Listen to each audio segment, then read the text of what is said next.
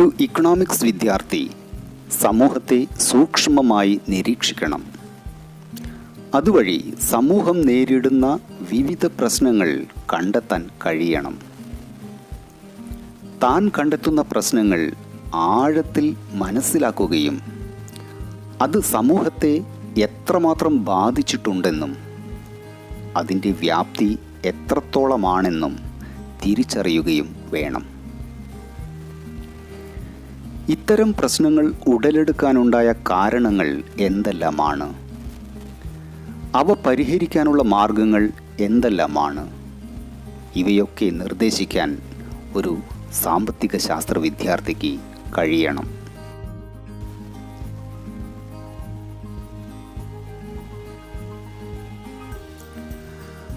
Corona രോഗവ്യാപനം, തൊഴിലില്ലായ്മ, ദാരിദ്ര്യം, പ്രശ്നം എന്തുമാവട്ടെ.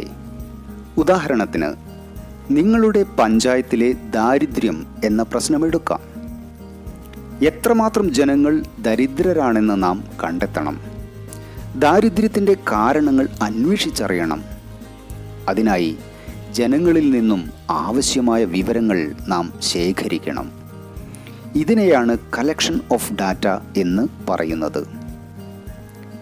ഒരു പ്രശ്നത്തിൻ്റെ തീവ്രത അറിയുന്നതിനും അതിനുള്ള പരിഹാരം നിർദ്ദേശിക്കുന്നതിനും നമുക്ക് ഡാറ്റ കളക്ഷൻ കൂടിയേ തീരൂ. What is data?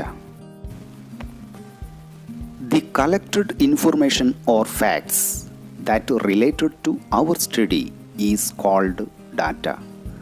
നമ്മുടെ പഠനവുമായി ബന്ധപ്പെട്ട് നാം ശേഖരിക്കുന്ന അറിവുകളാണ് അഥവാ വസ്തുതകളാണ് ദത്തങ്ങൾ.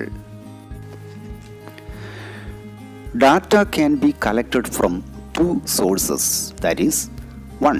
Primary source and 2. Secondary source. പ്രാഥമികം, ദ്വിതീയം എന്നീ രണ്ട് ഉറവിടങ്ങളിൽ നിന്നും നമുക്ക് ദത്തങ്ങൾ ശേഖരിക്കാം.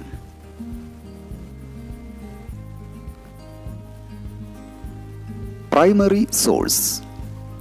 It implies collection of data from its source of origin. It offers you first-hand information.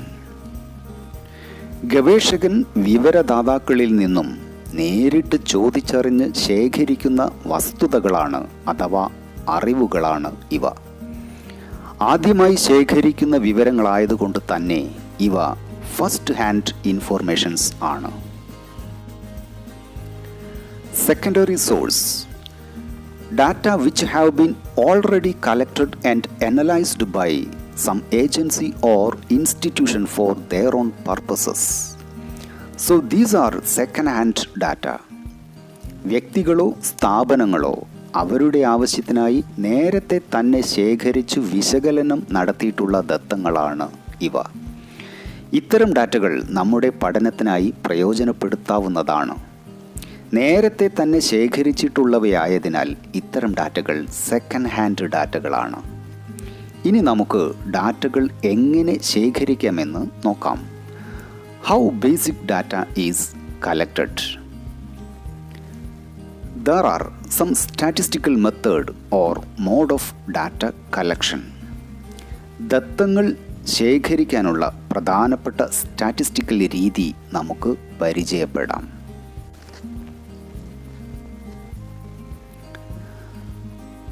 ആദ്യമായി പേഴ്സണൽ ഇൻ്റർവ്യൂ അഥവാ വ്യക്തിഗത അഭിമുഖം.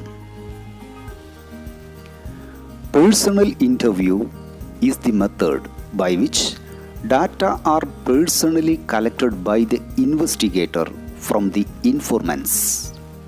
That is, here the investigator establishes a face-to-face relation with the informants. അന്വേഷകൻ വിവരദാതാക്കളുമായി മുഖാമുഖ അഭിമുഖം നടത്തി വിവരങ്ങൾ ശേഖരിക്കുന്ന രീതിയാണ് വ്യക്തിഗത അഭിമുഖം. Merits. 1. Originality. Data are original since which are collected directly from the informants. നേരിട്ട് ശേഖരിക്കുന്നത് കൊണ്ട് മൗലികമായ ഡാറ്റകൾ ലഭിക്കുന്നു. 2. Accuracy. Data are fairly accurate when personally collected. നേരിട്ട് ശേഖരിക്കുന്നത് കൊണ്ട് കൃത്യമായ ഡാറ്റകൾ ലഭിക്കുന്നു. 3. All types of questions can be used. എല്ലാ തരത്തിലുള്ള ചോദ്യങ്ങളും ഈ രീതിയിൽ ഉൾപ്പെടുത്താൻ കഴിയുന്നു. 4. High response rate. The personal interview tends to have higher response rate than the mail questionnaire. തപാൽ മുഖേനയുള്ള ചോദ്യാവലിയേക്കാൾ ഉയർന്ന പ്രതികരണ നിരക്ക് വ്യക്തിഗത അഭിമുഖത്തിന് ആയിരിക്കും. Demerits. 1. Costly or expensive. നേരിട്ടുള്ള അഭിമുഖമായതിനാൽ ഈ രീതി വളരെ ചെലവേറിയതാണ്. 2. More time taking. ഈ രീതി കൂടുതൽ സമയമെടുക്കുന്നു. 3. The presence of the interviewer may inhibit respondents from saying what they really think. അന്വേഷകന്റെ സാന്നിധ്യമുള്ളതിനാൽ ചില വിവരദാതാക്കൾ യഥാർത്ഥ വിവരം നൽകാൻ മടി കാണിക്കുന്നു.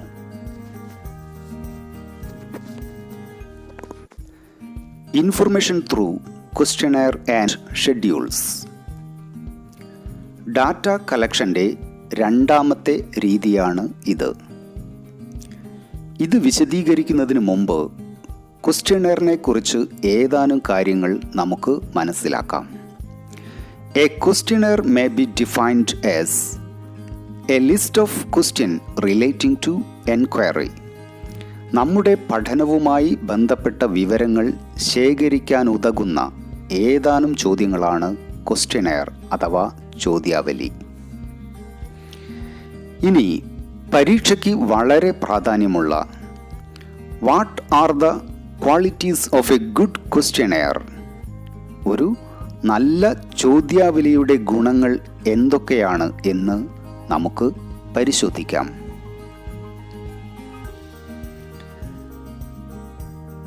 Number 1. Limited number of questions. Number of questions should be as minimum as possible.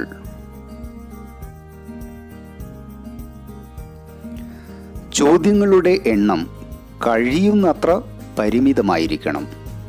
അത്യാവശ്യ ചോദ്യങ്ങൾ മാത്രമേ ചോദിക്കാൻ പാടുള്ളൂ.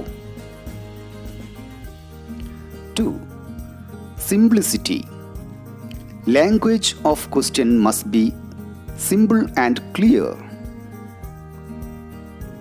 ചോദ്യം കൃത്യമായി മനസ്സിലാക്കാൻ കഴിയുന്ന വിധം ലളിതവും വ്യക്തവുമായിരിക്കണം. Number 3.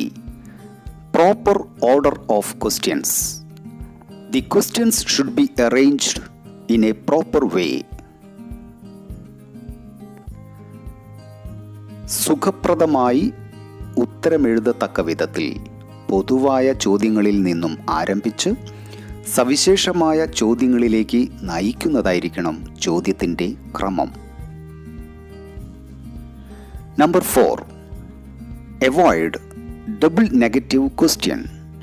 ചോദ്യത്തിൽ ഇരട്ട നെഗറ്റീവ് ഉപയോഗിക്കരുത്. Example of poor question. Don't you think smoking should be prohibited? പുകവലി നിരോധിക്കണമെന്ന് നിങ്ങൾ കരുതുന്നില്ലേ? Example of good question. Do you think smoking should be prohibited? പുകവലി നിരോധിക്കണമെന്ന് നിങ്ങൾ കരുതുന്നുണ്ടോ? പുകവലി നിരോധിക്കണമെന്ന് നിങ്ങൾ കരുതുന്നില്ലേ എന്നതിനേക്കാളും മികച്ച ചോദ്യമാണ് പുകവലി നിരോധിക്കണമെന്ന് നിങ്ങൾ കരുതുന്നുണ്ടോ എന്നത്. Number 5. Avoid calculations. കണക്ക് ചെയ്യേണ്ടുന്ന ചോദ്യങ്ങൾ പരമാവധി ഒഴിവാക്കണം. And 6. Avoid ambiguous question. അവ്യക്തമായ ചോദ്യങ്ങൾ കഴിവതും ഒഴിവാക്കണം. ഇനി നമുക്ക് ക്വസ്റ്റ്യനെയർ ഉപയോഗിച്ച് ഡാറ്റ കളക്ട് ചെയ്യുന്നത് എങ്ങനെയെന്ന് പഠിക്കാം. There are two ways of collecting information on the basis of questionnaire. 1. Mailing method. 2. Enumerators method.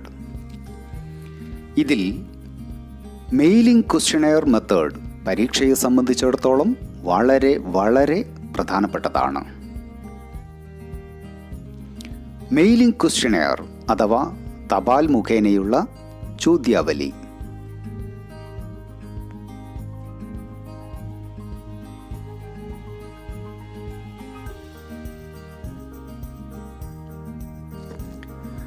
Under this method, questionnaires are mailed to the informants. A request is made to the informants through a covering letter to fill up questionnaire and send it back within a specified time. നിശ്ചിത തീയതിക്കകം പൂരിപ്പിച്ച് തിരിച്ചയക്കണമെന്ന അപേക്ഷയോടുകൂടി ചോദ്യാവലി തപാൽ മാർഗം അയച്ചുകൊടുത്ത് വിവരങ്ങൾ ശേഖരിക്കുന്ന രീതിയാണ് ഇത്. Merits. 1. Economical. This method is economical in terms of time, money and efforts involved. ഈ രീതിക്ക് സമയം, പണം, അധ്വാനം എന്നിവ കുറച്ചു മാത്രം മതി. 2. Wide coverage. Data can be collected by this method even from remote areas. Telephone സൗകര്യമില്ലാത്ത വിദൂര പ്രദേശങ്ങളിൽ നിന്നു പോലും ഡാറ്റ ശേഖരിക്കാൻ ഈ രീതി കൊണ്ട് കഴിയുന്നു.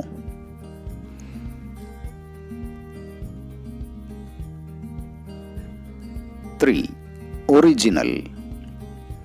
It permits the respondents to take sufficient time to give thoughtful answers.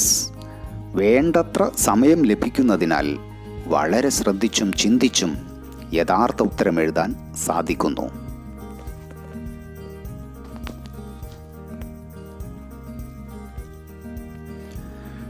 Demerits അഥവാ ദോഷങ്ങൾ. നമ്പർ 1. Limited use.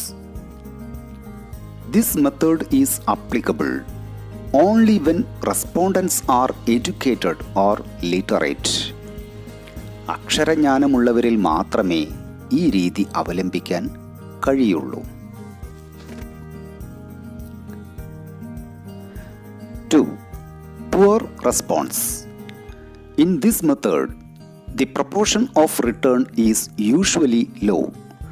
ചോദ്യാവലി പൂരിപ്പിച്ച് തിരിച്ചയക്കുന്നവരുടെ എണ്ണം താരതമ്യേന കുറവായിരിക്കുമെന്നതാണ് ഇതിൻ്റെ മറ്റൊരു പോരായ്മ.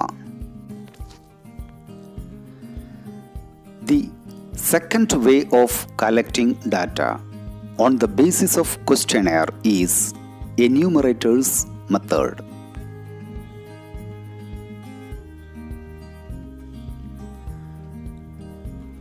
Under this method, enumerator himself fills the schedules after seeking information from the informants.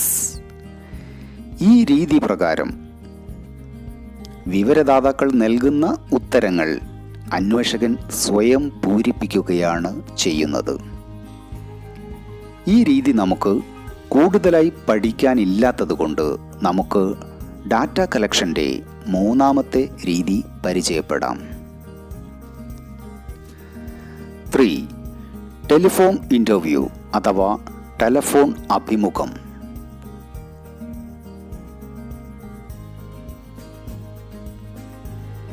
In a telephone interview, the investigator asks questions over the telephone.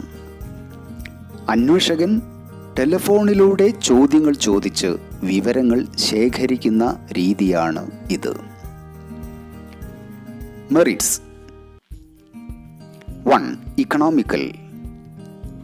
This method is economical in terms of time, money and efforts involved. ഈ രീതിക്ക് സമയം, പണം, അധ്വാനം എന്നിവ കുറച്ചു മാത്രം മതി. 2. Questions can be clarified if necessary. ചോദ്യത്തിന് വല്ല അവ്യക്തതയുമുണ്ടെങ്കിൽ അത് പരിഹരിക്കാൻ കഴിയുന്നു എന്നത് ഈ രീതിയുടെ എടുത്തു പറയേണ്ടുന്ന ഒരു ഗുണമാണ്. 3. Wide coverage. Telephone interview can be conducted over a wider geographical area, even globally. വിശാലമായ രീതിയിൽ, അതായത് രാജ്യാന്തര സർവേ പോലും സാധ്യമാണ്. Demerits. 1. Limited use. Only those who have a telephone can be interviewed. Telephone സൗകര്യം ലഭ്യമല്ലാത്തവരിൽ ഇത്തരം സർവേ സാധ്യമല്ല. Thank you.